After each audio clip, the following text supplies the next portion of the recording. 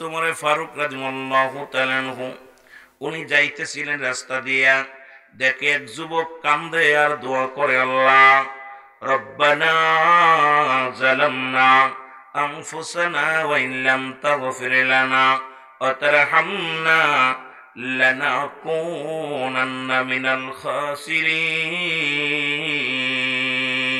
জোরে জোরে চিল্লায় বলা যাবেন আল্লাহু আকবার। যুবক চোখের পানি ছিঁড়ে কান্দের বলে, মালিক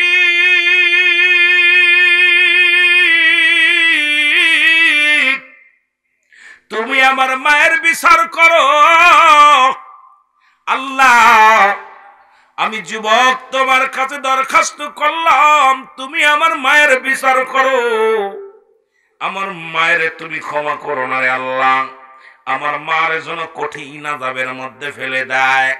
আল্লাহ আমার মাকে যেন দুনিয়ার ভিতরে থেকে বিদায়ের পরে তুমি তারে কঠিন আযাবের মধ্যে দিয়ে দিবা। মায়ের বিরুদ্ধে দোয়া করে যুবক। হযরত ওমর ফারুক দেখে হাত উঠাইয়া যুবক দোয়া করে মায়ের বিরুদ্ধে অভিযোগ। আল্লাহু আকবার, আর একটু জোরে। অথচ মুসলমান নবী দোয়া শিখেছে, রব্বির হামহুমা কামা রব্বায়ানি সগীরা। জোরে জোরে চিল্লায় বলা যাবে না মারহাবা। ও দুনিয়ার মুসলমান শুইনা লও গো,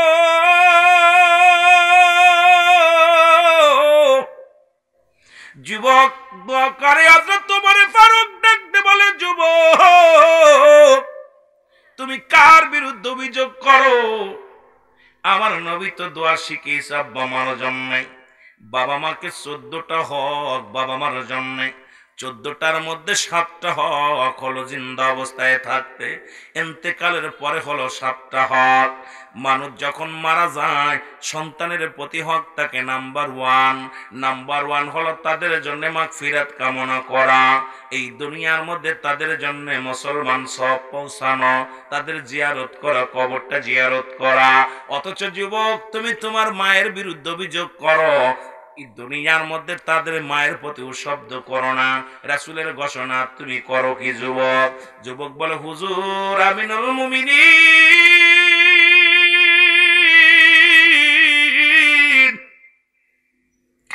আমার মা আমাকে অস্বীকার করে, এই কারণে নবী গো আমিনুল মুমিনিন আমি আমার মায়ের বুকে 2 বছর দুধ পান করেছি। জোরে বলা যাবে না আল্লাহু আকবার। কয় বছর? 2 বছর দুধ পান করেছি, বড় হয়েছি। যখন আমি সব কিছু চিনতে শিখেছি, যখন আমি সব কিছু বুঝতে শিখেছি আমিনুল মুমিনিন, তখনই আমার মা আমাকে অস্বীকার করছে। তার সন্তান হিসেবে দাবি করলেও সে আমার সন্তান হিসেবে পরিচয় দেয় না। এই জন্য আমি বড় দোয়া করি আমার মা যেন দুনিয়া থেকেও ক্ষতিগ্রস্ত হয়, যেন জাহান্নামে চলে যায়, কঠিন বিপদের মধ্যে পড়ে যায়। আমি আল্লাহর কাছে প্রার্থনা করি আল্লাহ যেন তারে কঠিন মুসিবতে ফেলে দেয়। জোরে জোরে চিল্লায় বলা যাবে না আল্লাহু আকবার। খলিফা হযরত ওমর ফারুক রাদিয়াল্লাহু তাআলা আনহু ডাকতে বলে, যুবক ও যুবক শোনো গো, কি বলতে চাও? তুমি 2 বছর তোমার মায়ের বুকে দুধ পান করেছো। বলে, জি হুজুর। এরপরে তোমার মা কোথায়? বলে, হুজুর ওই গোত্রের মধ্যে আছে। কত মায়ের দাবি নিয়া, সন্তানের দাবি নিয়া মায়ের কাছে যায় রে, আমার মা আমার স্বীকৃতি দেয় না, সন্তান হিসেবে পরিচয় দেয় না। হুজুর এই জন্য বড় কষ্ট পেয়েছি, আপনি আল্লাহর দরবারে দরখাস্ত করি হুজুর। খলিফা হযরত ওমর ফারুক ডাকতে বললেন, বাবা তুমি চলো আমার রাজ্যে, তুমি আগামী দিন তোমাদের বিচার করা হবে। যদি তোমার মা কেন তোমার পরিচয় গোপন করতে চায়, কেন তোমাকে সন্তান হিসেবে পরিচয় দিতে না চায়, এর হাকিকতটা কি আমি জানতে চাই। জোরে বলা যাবেন আল্লাহু আকবার। ডাক দিলেন, মেয়েটাকে ডাক দেওয়া হলো গো। এই মেয়ের পক্ষে 40 জন সাক্ষী। কয়জন? জোরে বলেন কয়জন? 40 জন সাক্ষী নিয়ে রাজ দরবারে আসা হলো। যুবককে ডাকতে বলে, যুবক উনি কি বলে? উনি আমার মা। আল্লাহু আকবার বলেন, আরো জোরে। যুবক বলে, হুজুর আমিনুল মুমিনিন উনি আমার আম্মা জান। উনি আমার মা, ওনার গর্ভে আমি 10 মাস 10 দিন ছিলাম, 2 বছর আমার দুধ পান করাইছে হুজুর, 2 বছর আমারে দুধ পান করাইছে, আমাকে অত্যন্ত ভালোবাসতো, অত্যন্ত মায়া করত। যখন আমি সব কিছু চিনা শুরু করলাম, যখন আমি সব কিছু বুঝতে শিখলাম, তখনই আমার মা আমাকে দূরে সরে ফেলে দিছে। আমার মা আমাকে চেনে না, মাকে ডাক দিলে মা দূর দূর করে তাড়িয়ে দেয়, বলে আমি তার সন্তান না, আমাকে সে গর্ভে ধারণ করে নাই, আমাকে সে দুধ পান করায় নাই। হুজুর, এই জন্য আমি আল্লাহর দরবারে দরখাস্ত করেছি, আল্লাহর কাছে চেয়েছি আল্লাহ তাকে যেন আল্লাহ কঠিন বিপদের মধ্যে ফেলে দেয়, গজব দেয়। এবার খলিফা হযরত ওমর ফারুক রাদিয়াল্লাহু তাআলা আনহু ডাকতে বলে, মেয়ে তোমার এই সন্তান কি তোমার? মেয়ে বলেন না, আমার কোনো সন্তান নাই হুজুর, আমি কোনোদিন বিয়ে করি নাই, আমার সন্তান আসবে কই থেকে, আমি চিরকুমারী, সুতরাং আমার যে বাবা সন্তান, ওই যে সন্তান মা বলে দাবি করে, মিথ্যা তোহমাত দিছে, আমি কারণ মা নয়, আমার কোনো সন্তান নাই, সুতরাং পৃথিবীর মধ্যে ওই সন্তান আমার বিরুদ্ধে অভিযোগ করেছে, আপনি সাক্ষী নেবেন। হযরত ওমর ফারুক বলে, তোমার সাক্ষী কে আছে? 40 জন সাক্ষী দাঁড়ায় গেলেন মেয়ের পক্ষে, বলে আমরা সাক্ষী দিতেছি এই মেয়ের বিবাহ হয় নাই, ছেলে সন্তান আসবে কই থেকে, কারণ এই সেই মহিলার গর্ভে সন্তান আসবে কই থেকে, কারণ তার তো কোনো স্বামীও নাই, বিয়ে হয় নাই, সুতরাং ওই ছেলে মিথ্যে তোহমাত দিছে, ওর কঠোর বিচার করা লাগবে। জোরে জোরে চিল্লায় বল আল্লাহু আকবার। আমি সংক্ষেপে আকারে বলে আমি মূল আলোচনায় চলে যাব। খলিফা হযরত ওমর ফারুক রাদিয়াল্লাহু তাআলা আনহু গো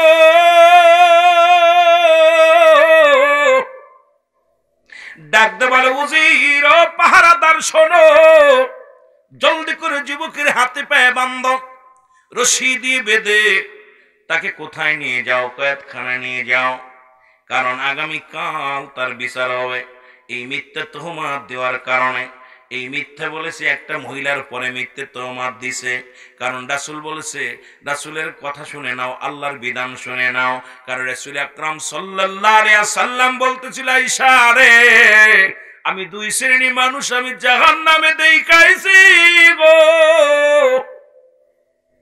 ও আয়েশা, এক শ্রেণী মানুষ হলো দুনিয়ার মধ্যে অনেক আমল করত, নামাজ ছাড়তো না, রোজা ছাড়তো না, হজ ছাড়ে নাই, যাকাত ছাড়ে নাই, দুনিয়ার মধ্যে কঠিন আমলদার ব্যক্তি হবে গো, কিন্তু মুসিবতের দিনে ওই সমস্ত মানুষ আমল শূন্য হয়ে কিয়ামতের ময়দানে উঠবে। আম্মা জান আয়েশা বলে, ইয়া রাসূলুল্লাহ, ইয়া হাবিবাল্লাহ, তারা কারা? কিসের জন্য? তাদের কি অপরাধ?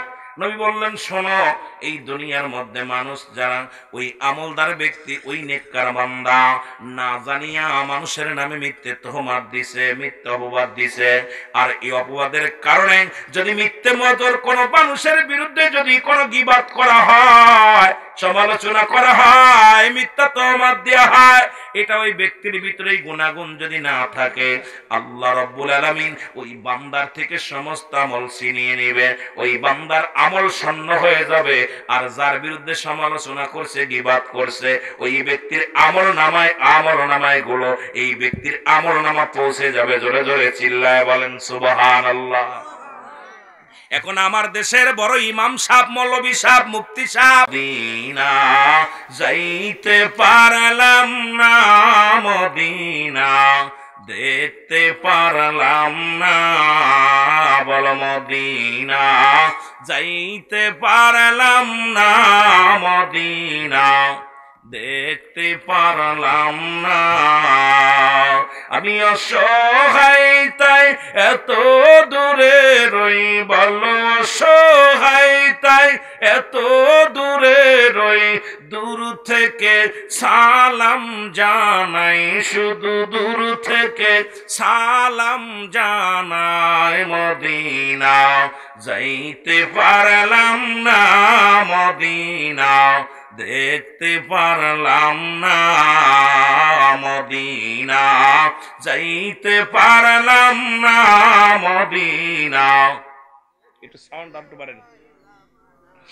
মদিনার নাম কত মধু,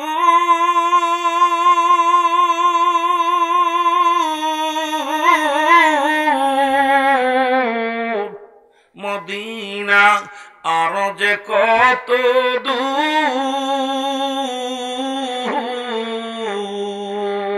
ওই মদিনার পথের ধুলি বলো ওই মদিনার পথের ধুলি মাখতে পারলাম না মদিনা যাইতে পারলাম না মদিনা দেখতে পারলাম না মহব্বতে বলেন মদিনা যাইতে পারলাম না মদিনা দেখতে পারলাম না মহব্বতে বলেন মদিনা যাইতে পারলাম না মদিনা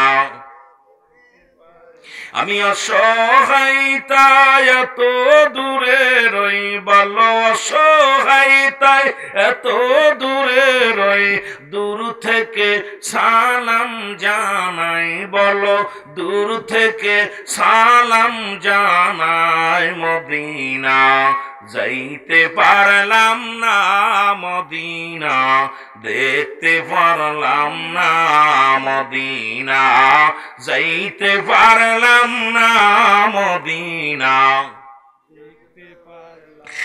মদিনার নাম কত সুন্দর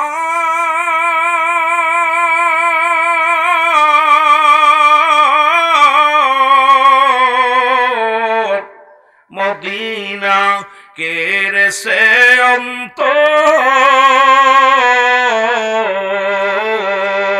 এই গরিব দুঃখীর সালাম খানি দোয়াল সারাবাসীর সালাম খানি বগুড়াবাসীর সালাম খানি পৌঁছাই দিও মদিনায় মদিনা যাইতে পারলাম না মদিনা দেখতে পারলাম না মদিনা যাইতে পারলাম না মদিনা দেখতে পারলাম না লা ইলাহা বাজানটা জোরে ইল্লাল্লাহ লা ইলাহা মুহাম্মাদুর